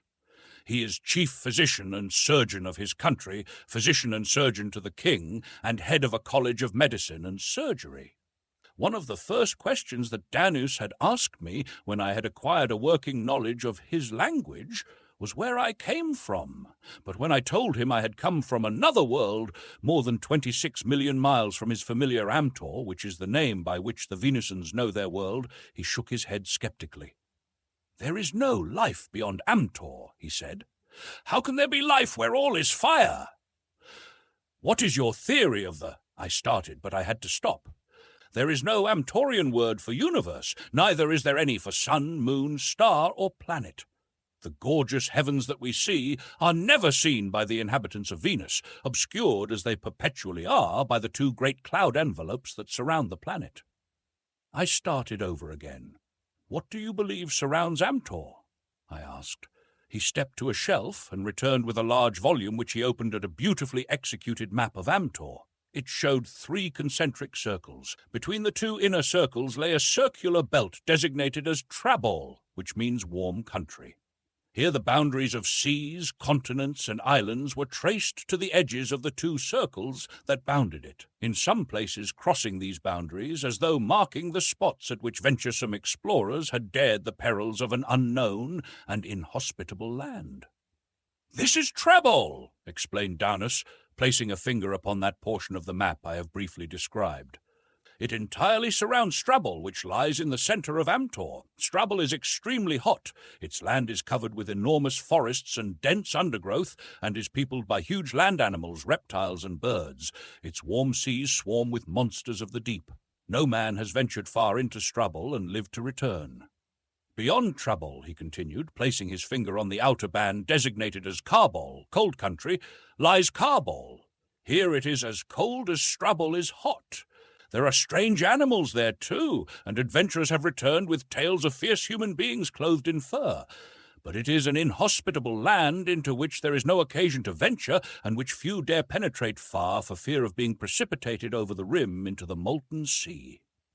"Over what rim?" He looked at me in astonishment. "I can well believe that you come from another world when you ask me such questions as you do," he remarked. "Do you mean to tell me that you know nothing of the physical structure of Amtor?" "I know nothing of your theory concerning it," I replied. "It is not a theory, it is a fact," he corrected me gently. "In no other way may the various phenomena of nature be explained. Amtor is a huge disk with an upturned rim like a great saucer. It floats upon a sea of molten metal and rock, a fact that is incontrovertibly proved by the gushing forth of this liquid mass occasionally from the summits of mountains when a hole has been burned in the bottom of Amtor. Carbol, the cold country, is a wise provision of nature that tempers the terrific heat that must constantly surge about the outer rim of Amtor. Above Amtor, and entirely surrounding her above the molten sea, is a chaos of fire and flame. From this our clouds protect us. Occasionally there have occurred rifts in the clouds, and at such times the heat from the fires above, when the rifts occurred in the daytime, has been so intense as to wither vegetation and destroy life, while the light that shone through was of blinding intensity. When these rifts occurred at night, there was no heat, but we saw the sparks from the fire shining above us. I tried to explain the spherical shape of the planets, and that Carbol was only the colder country surrounding one of Amtor's poles, while Strabol, the hot country, lay in the equatorial region, that Trabol was merely one of 2 temperate zones, the other one being beyond the equatorial region, which was a band around the middle of a globe, and not, as he supposed, a circular area in the center of a disk. He listened to me politely, but only smiled and shook his head when I had finished. At first I could not comprehend that a man of such evident intelligence, education, and culture should cling to such a belief as his. But when I stopped to consider the fact that neither he nor any of his progenitors had ever seen the heavens, I began to realize that there could not be much foundation for any other theory, and even theories must have foundations. I also realized, even more than I had before, something of what astronomy has meant to the human race of Earth in the advancement of science and civilization. Could there have been such advancement had the heavens been perpetually hidden from our view? I wonder. But I did not give up. I drew his attention to the fact that if his theory were correct, the boundary between Trabol and Strabol, the temperate and the equatorial zones, should be much shorter than that separating Trebol from Carbol, the polar region, as was shown on the map, but could not have been proved by actual survey, while my theory would require that the exact opposite be true, which was easily demonstrable and must have been demonstrated if surveys had ever been made, which I judged from the markings on the map to be the case. He admitted that surveys had been made and that they had shown the apparent discrepancy that I had pointed out. But he explained this ingeniously by a purely Amtorian theory of the relativity of distance, which he proceeded to elucidate. "A degree is 1,000th part of the circumference of a circle," he commenced. "This is the Amtorian degree, her savants not having had the advantage of a visible sun to suggest another division of the circumference of a circle as did the Babylonians, who hit upon 360 as being close enough. And no matter what the length of the circumference, it measures just 1,000 degrees. The circle which separates Strabol from Trabol is necessarily 1,000 degrees in length. You will admit that?" "Certainly." "Very good. Then will you admit that the circle which separates Trabol from Carbol measures exactly 1,000 degrees?" I nodded my assent. "Things which equal the same thing equal each other, do they not? Therefore, the inner and outer boundaries of Trabol are of equal length, and this is true because of the truth of the theory of relativity of distance. The degree is our unit of linear measure. It would be ridiculous to say that the farther one was removed from the centre of Amtor, the longer the unit of distance became. It only appears to become longer in relation to the circumference of the circle, and in relation to the distance from the centre of Amtor, it is precisely the same." "I know," he admitted, "that on the map it does not appear to be the same, nor do actual surveys indicate that it is the same. But it must be the same, for if it were not, it is obvious that Amtor would be larger around the closer one approached the centre, and smallest of all at the perimeter, which is so obviously ridiculous as to require no refutation."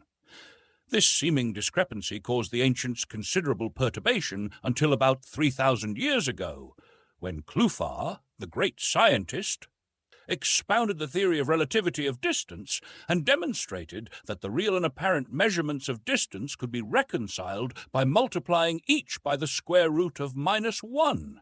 I saw that argument was useless and said no more. There is no use arguing with a man who can multiply anything by the square root of -1. Chapter 5. The Girl in the Garden. For some time I had been aware that I was in the house of Mintep the king, and that the country was called Vepaya. Jong, which I had originally thought to be his name, was his title. It is Amtorian for king. I learned that Duran was of the house of Zar, and that Ulthar and Camlot were his sons. Zuro, one of the women I had met there, was attached to Duran.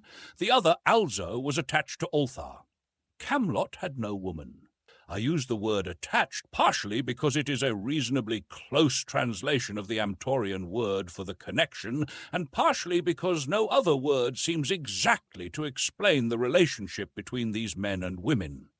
They were not married because the institution of marriage is unknown here. One could not say that they belonged to the men because they were in no sense slaves or servants, nor had they been acquired by purchase or feat of arms. They had come willingly, following a courtship, and they were free to depart whenever they chose, just as the men were free to depart and seek other connections. But, as I was to learn later, these connections are seldom broken, while infidelity is as rare here as it is prevalent on earth. Each day I took exercise on the broad veranda that encircled the tree at the level upon which my apartment was located. At least I assumed that it encircled the tree, but I did not know, as that portion assigned to me was but 100 feet long, a 15th part of the circumference of the great tree. At each end of my little segment was a fence. The section adjoining mine on the right appeared to be a garden, as it was a mass of flowers and shrubbery growing in soil that must have been brought up from that distant surface of the planet that I had as yet neither set foot upon nor seen. The section on my left extended in front of the quarters of several young officers attached to the household of the king. I call them young because Danis told me they were young, but they appear to be about the same age as all the other Amtorians I have seen. They were pleasant fellows, and after I learned to speak their language, we occasionally had friendly chats together. But in the section at my right, I had never seen a human being. And then one day, when Danus was absent and I was walking alone, I saw a girl among the flowers there. She did not see me, and I only caught the briefest glimpse of her, but there was something about her that made me want to see her again, and thereafter I rather neglected the young officers on my left. Though I haunted the end of my veranda next to the garden for several days, I did not again see the girl during all that time. The place seemed utterly deserted until one day I saw the figure of a man among the shrubbery. He was moving with great caution, creeping stealthily, and presently behind him I saw another and another, until I had counted 5 of them altogether. They were similar to the Vapigians, yet there was a difference.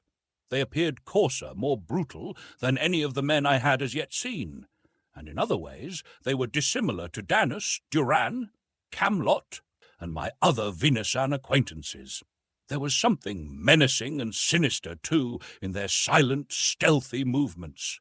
I wondered what they were doing there, and then I thought of the girl, and for some reason the conclusion was forced upon me that the presence of these men here had something to do with her, and that it boded her harm. Just in what way I could not even surmise, knowing so little of the people among whom fate had thrown me. But the impression was quite definite, and it excited me. Perhaps it rather overcame my better judgment, too, if my next act is an index to the matter. Without thought of the consequences, and in total ignorance of the identity of the men or the purpose for which they were in the garden, I vaulted the low fence and followed them. I made no noise. They had not seen me originally, because I had been hidden from their view by a larger shrub that grew close to the fence that separated the garden from my veranda.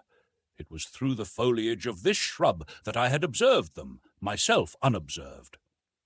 Moving cautiously but swiftly, I soon overtook the hindmost man and saw that the 5 were moving toward an open doorway beyond which, in a richly furnished apartment, I saw the girl who had aroused my curiosity and whose beautiful face had led me into this mad adventure. Almost simultaneously, the girl glanced up and saw the leading man at the doorway. She screamed, and then I knew that I had not come in vain. Instantly I leaped upon the man in front of me, and as I did so I gave a great shout, hoping by that means to distract the attention of the other 4 from the girl to me, and in that I was wholly successful. The other 4 turned instantly. I had taken my man so completely by surprise that I was able to snatch his sword from its scabbard before he could recover his wits. And as he drew his dagger and struck at me, I ran his own blade through his heart. Then the others were upon me. Their faces were contorted by rage, and I could see that they would give me no quarter. The narrow spaces between the shrubbery reduced the advantage which 4 men would ordinarily have had over a single antagonist, for they could attack me only singly. But I knew what the outcome must eventually be if help did not reach me, and as my only goal was to keep the men from the girl, I backed slowly toward the fence and my own veranda as I saw that all 4 of the men were following me. My shout and the girl's scream had attracted attention, and presently I heard men running in the apartment in which I had seen the girl, and her voice directing them toward the garden. I hoped they would come before the fellows had backed me against the wall, where I was confident that I must go down in defeat beneath 4 swords wielded by men more accustomed to them than I. I thanked the good fortune, however, that had led me to take up fencing seriously in Germany, for it was helping me now, though I could not long hold out against these men with the Venusan sword, which was a new weapon to me. I had reached the fence at last and was fighting with my back toward it. The fellow facing me was cutting viciously at me. I could hear the men coming from the apartment. Could I hold out? Then my opponent swung a terrific cut at my head, and instead of parrying it, I leaped to one side and simultaneously stepped in and cut at him. His own swing had carried him off balance, and of course his guard was down. My blade cut deep into his neck, severing his jugular. From behind him another man was rushing upon me. Relief was coming. The girl was safe. I could accomplish no more by remaining there and being cut to pieces, a fate I had only narrowly averted in the past few seconds. I hurled my sword, point first, at the oncoming Venusian, and as it tore into his breast, I turned and vaulted the fence into my own veranda. Then, as I looked back, I saw a dozen Vepigan warriors overwhelm the two remaining intruders, butchering them like cattle. There was no shouting and no sound other than the brief clash of swords as the two sought desperately but futilely to defend themselves. The Vepigans spoke no word.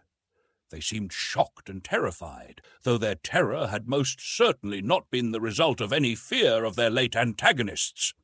There was something else which I did not understand, something mysterious in their manner, their silence, and their actions immediately following the encounter. Quickly they seized the bodies of the 5 strange warriors that had been killed, and carrying them to the outer garden wall, hurled them over into that bottomless abyss of the forest, the terrific depths of which my eyes had never been able to plumb. Then, in equal silence, they departed from the garden by the same path by which they had entered it. I realized that they had not seen me, and I knew that the girl had not. I wondered a little how they accounted for the deaths of the 3 men I had disposed of, but I never learned. The whole affair was a mystery to me, and was only explained long after in the light of ensuing events. I thought that Danus might mention it, and thus give me an opportunity to question him, but he never did, and something kept me from broaching the subject to him. Modesty, perhaps. In other respects, however, my curiosity concerning these people was insatiable, and I fear that I bored Danus to the verge of distraction with my incessant questioning, but I excused myself on the plea that I could only learn the language by speaking it and hearing it spoken. And Danus, that most delightful of men, insisted that it was not only a pleasure to inform me, but his duty as well, the Jong having requested him to inform me fully concerning the life, customs, and history of the Vepigans.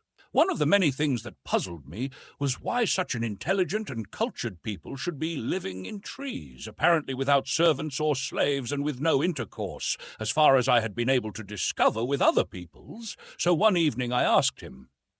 "It is a long story," replied Danus. "Much of it you will find in the histories here upon my shelves, but I can give you a brief outline that will at least answer your question.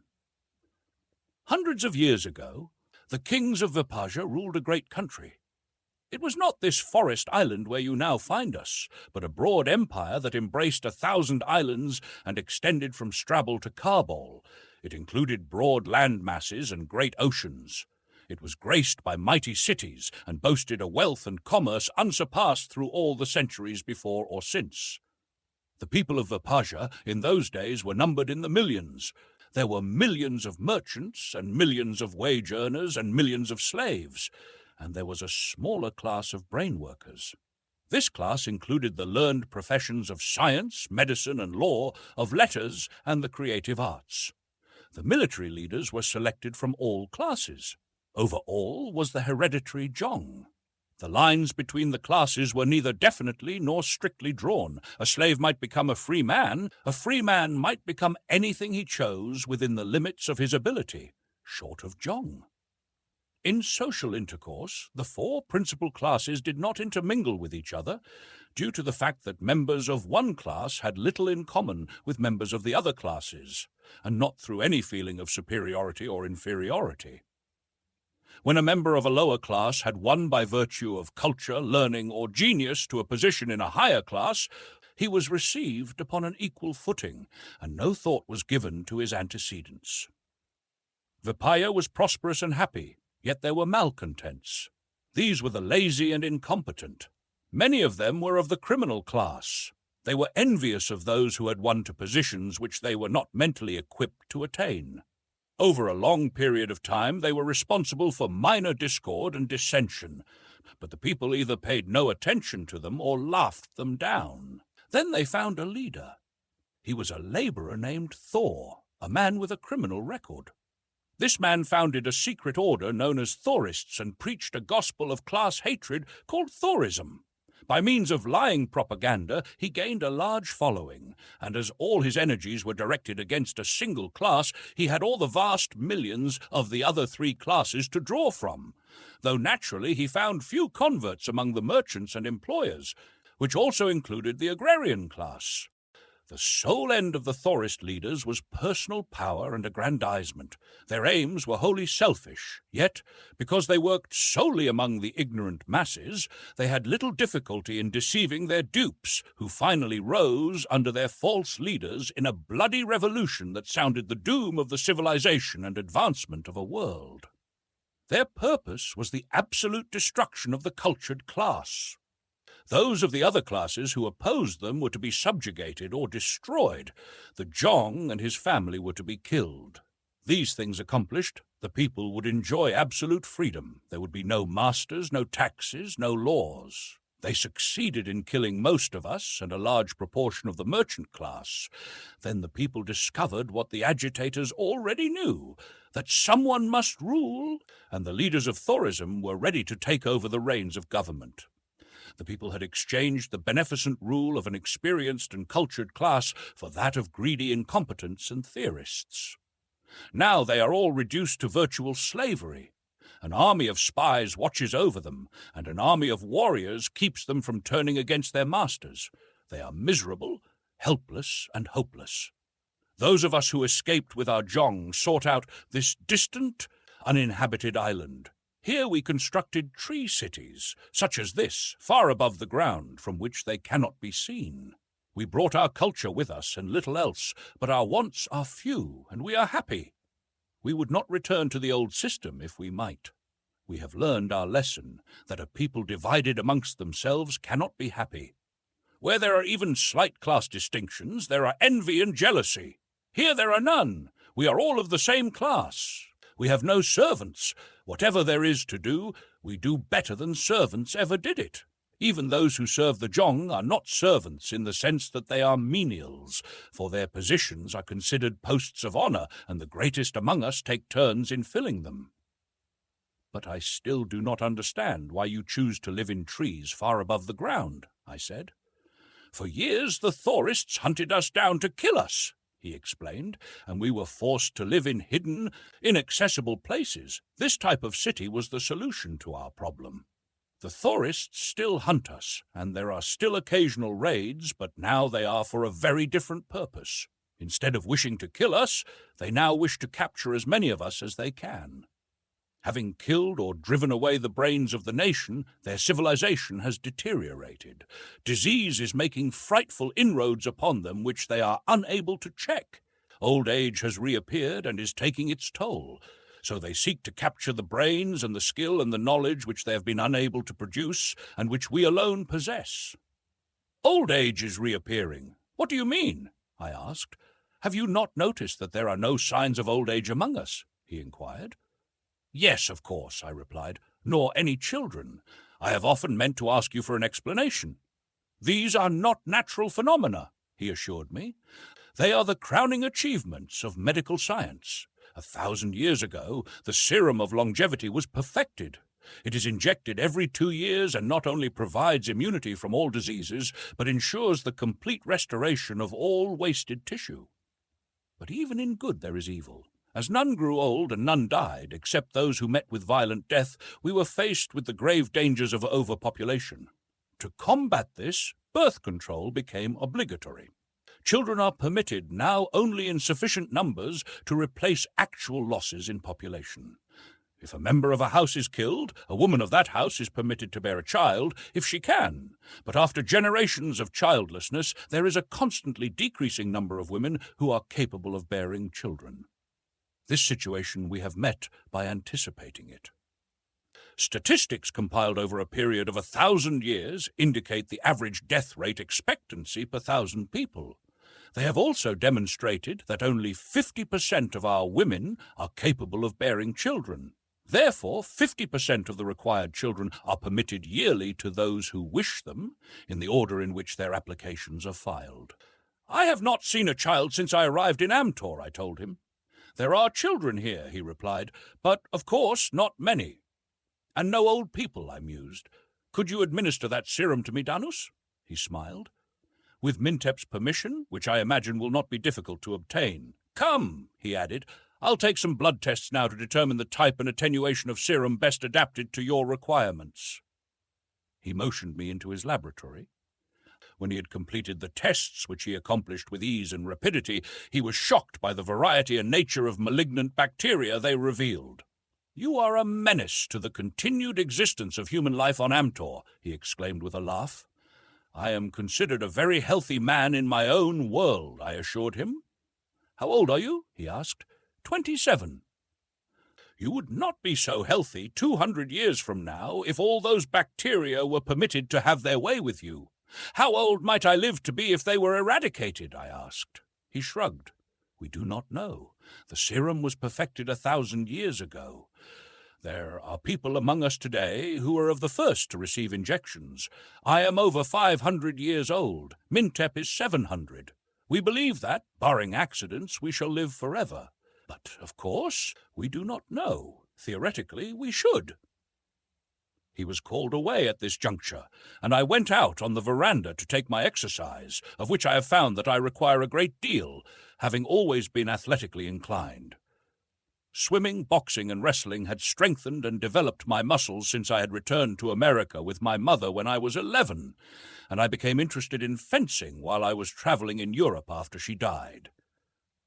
During my college days, I was amateur middleweight boxer of California, and I captured several medals for distance swimming, so the enforced inactivity of the past 2 months had galled me considerably. Toward the end of my college days, I had grown into the heavyweight class, but that had been due to an increase of healthy bone and sinew. Now I was at least 20 pounds heavier, and that 20 pounds was all fat. On my 100 feet of veranda, I did the best I could to reduce. I ran miles. I shadowboxed, I skipped rope, and I spent hours with the old 17 setting up exercises of drill regulations.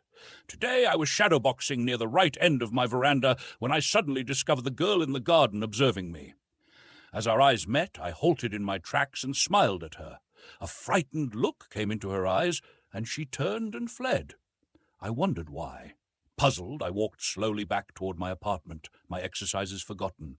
This time I had seen the girl's full face, looked her squarely in the eyes, and I had been absolutely dumbfounded by her beauty. Every man and woman I had seen since I had come to Venus had been beautiful. I had come to expect that. But I had not expected to see in this or any other world such indescribable perfection of coloring and features combined with character and intelligence as that which I had just seen in the garden beyond my little fence. But why had she run away when I smiled?